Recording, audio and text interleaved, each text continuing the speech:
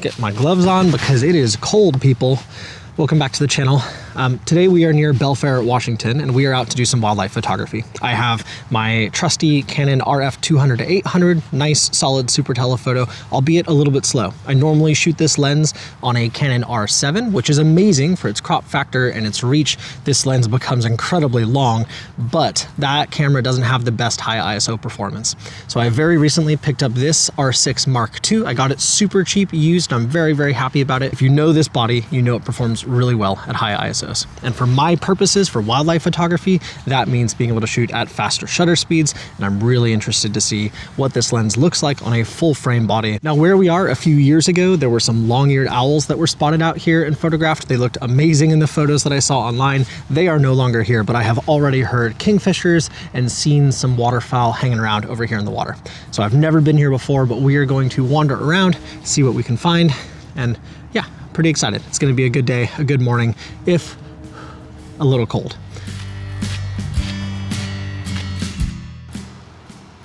There's a woodpecker right in this tree right here.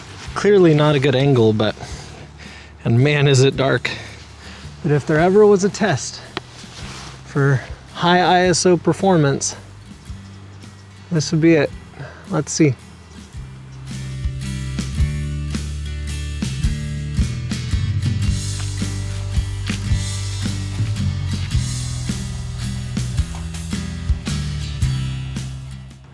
Oh, I'm not actually sure.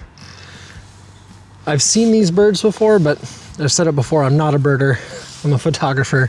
I'll stick their name up on the bottom here. They're way too far out, even if I have the R7 on, which I don't right now, it's in my backpack, but I would not be able to get a good shot. There's a blackbird in these reeds over here. I'm not sure he's gonna come back out, but oh, maybe. Or is that a sparrow right there? Beautiful little sparrow.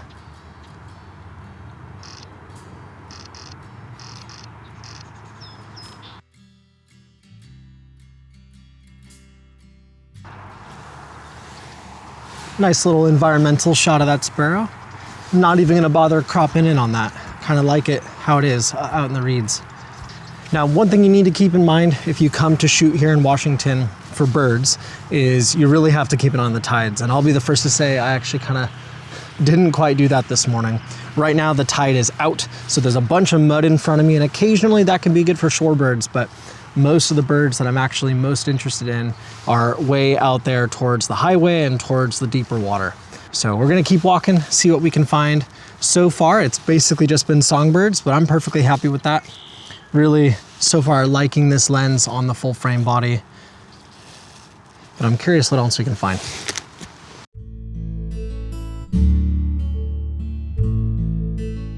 Over here, I'm really hoping that we see a harrier or something show up, because man, this wetland is just perfect habitat. It's open, it's got the oak trees kind of bordering it, just perfect habitat for a harrier or a hawk or even an American kestrel. And over on the right, maybe we'll get lucky with some American coots or some greater yellowlegs. There's a little sparrow in this bush on the right. I don't think I'm gonna get a photo. It's facing away from me, but hopefully you can hear him. Let's see if we can at least get some video.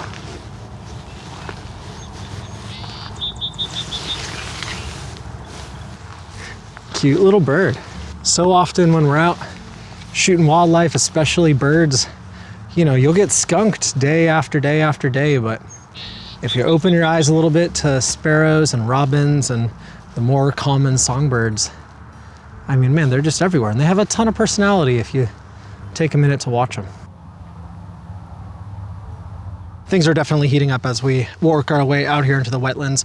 Right in front of me along this side of the trail is the Union River, and there's been geese flying by. I've gotten to really crank my ISO and my shutter speed and try and do some birds in flight shots, which has been awesome. Just kind of getting a feel for how this lens and body combo works for those sorts of shots. Oh, little tiny duck. I think it's a teal. Oh boy. Well, I'm talking to you. Maybe another one will fly by. But yeah, really enjoying trying to get those shots, nice birds in flight shots of fairly large birds, which is pretty easy on the autofocus system. But even saying that, this thing is just kicking butt in terms of being real sticky with its autofocus. So I'm gonna keep working my way down this boardwalk. I met another photographer named John. He was super friendly, gave me some tips. He said that there is a harrier out here. We just haven't seen it yet this morning. And there are some woods and even another boardwalk a little bit farther down the road that might offer some more opportunities. So let's keep moving, maybe get a few more bird in flight shots of these geese. And yeah, who knows? A little hummingbird right up here in the tree. Super, super backlit. But we'll see.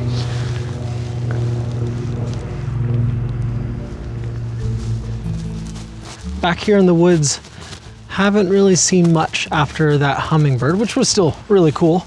Actually didn't think that there were very many hummingbirds around right now. Like I said, normally in about a month or so is when I'd expect to see more of them.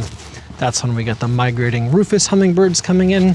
And I got to actually photograph a nest of one of them last year, which was really, really cool.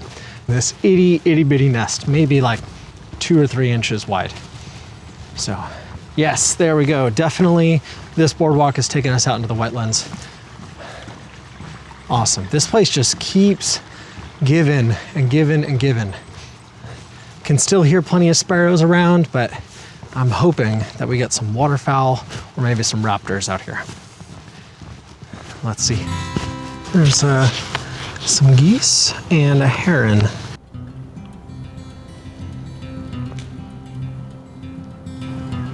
Definitely hunting though.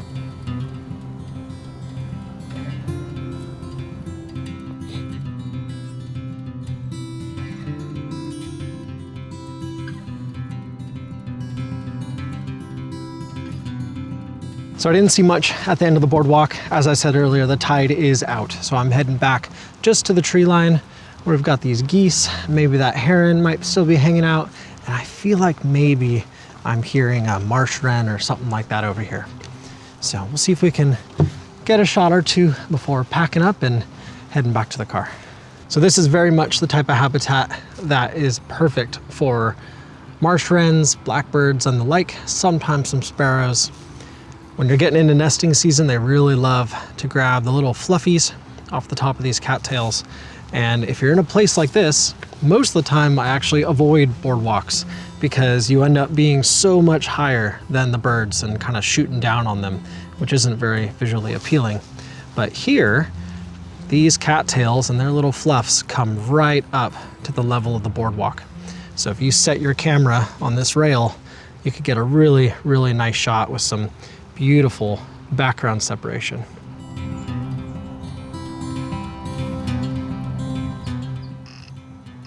It's an Anna's hummingbird, right? Yeah. He was on that exact same the same branch. He's beautiful. Yeah, that's awesome. He's just hanging out. Yeah. I mean, that's pretty awesome. Wow, yeah. I love the colors on his throat.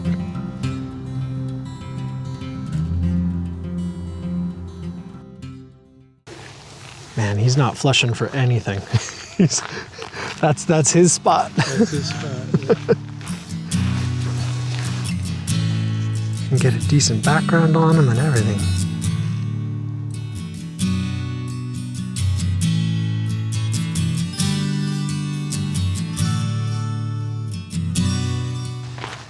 I gotta say, that is the perfect way to end today and to end this video. I was doing a piece to camera, closing out the video, walking down this trail, and right as I am, I hear a hummingbird and I look, and there's a gorgeous, I think it's a male Anna's hummingbird, just hanging out right there on the tip of a branch. And I think I got some photos of him taken off. It is overcast and still pretty dark, so even at ISO 12,800, I wasn't pushing enough shutter speed to freeze that action, but nonetheless, really just beautiful, beautiful bird. And yeah, such a great way of ending the video. And as I'm talking to you, there's, I think, a kestrel right here on the power lines. We'll close this video out in a minute. Goodness.